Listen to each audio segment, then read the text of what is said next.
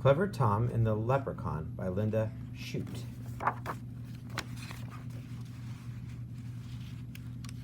He must be a farmer or something. Clever Tom and the Leprechaun. One fine day, on Lady Day in the harvest, Tom Fitzpatrick took a ramble down the lane. Click-clack, click-clack, click-clack, he heard through the hedge. So Tom tiptoed closer to take a look. The clicking sound stopped when Tom peeped through the bushes. And in the shadows, what did he see? Why, a big galleon pitcher and a teeny tiny man with a brown leather apron and a three-cornered hat.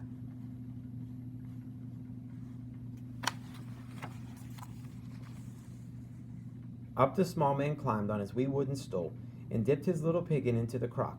Then he settled down with his full mug beside him to hammer on the heel of a fairy-sized shoe. By the powers, thought Tom, it's a leprechaun. If I catch him and scare him, he'll give me his gold. Since I'm a clever fellow, that should be simple. Before the sun sets, I'll have my fortune made. Tom stared at the leprechaun and tried not to blink. He knew that if he looked away, the old man would escape. Then he crept up quite near and tipped his hat, politely saying, "Good day to you, neighbor. Blessings on your work." "Thank you kindly," said the small one, but he never looked up. He just kept on tapping at the heel piece of the brogue.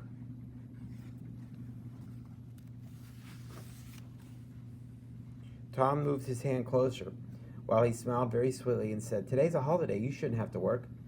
The leprechaun frowned and answered Tom sharply, "If I do, that's my business and none of your own. Instead of pestering me, young man, you ought to be watching your father's fields. Look there, the cows have broken into the oats. See, they're knocking the corn all about." Cows in the cornfield? Tom's head started to turn, but he wasn't fooled by the leprechaun's trick. Quickly he grabbed the sly fellow and cried, "Now you're my prisoner. Tell me, where is your gold?" The leprechaun wiggled and twisted and whined, "I'm just a poor man." But Tom held him fast. "You and I both know you're lying," said Tom, and he made a fierce, frightening face. Finally, the leprechaun quit squirming and said, "Tom Fitzpatrick, you're too clever for me. I see you're after my buried treasure, so I'll have to show you where it's hid."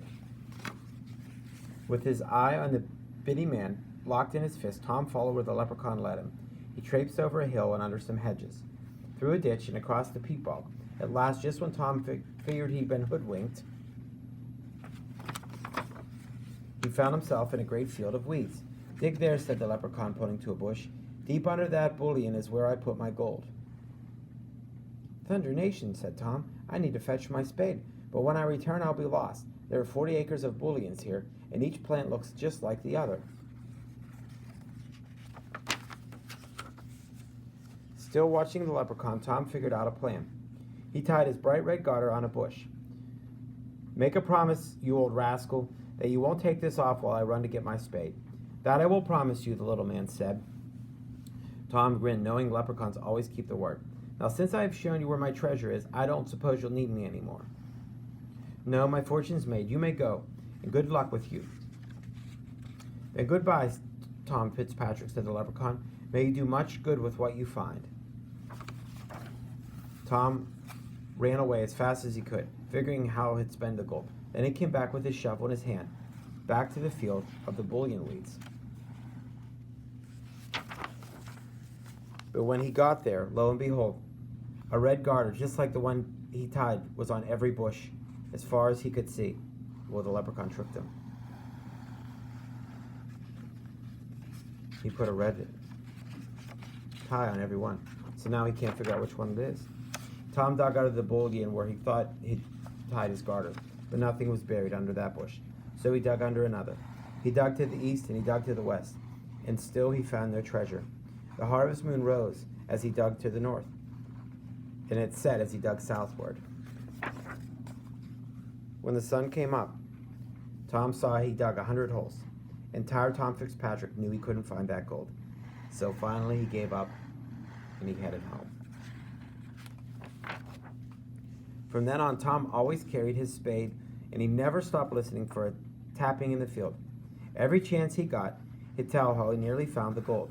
"And since I'm a clever fellow," Tom would end his tale, "the next time I catch that leprechaun, I'll have had my fortune made. And look how old he is. He's been digging all those years. That's his grandkids. And there's the little leprechaun still laughing at him because he tricked Clever Tom. And that is the end of the story.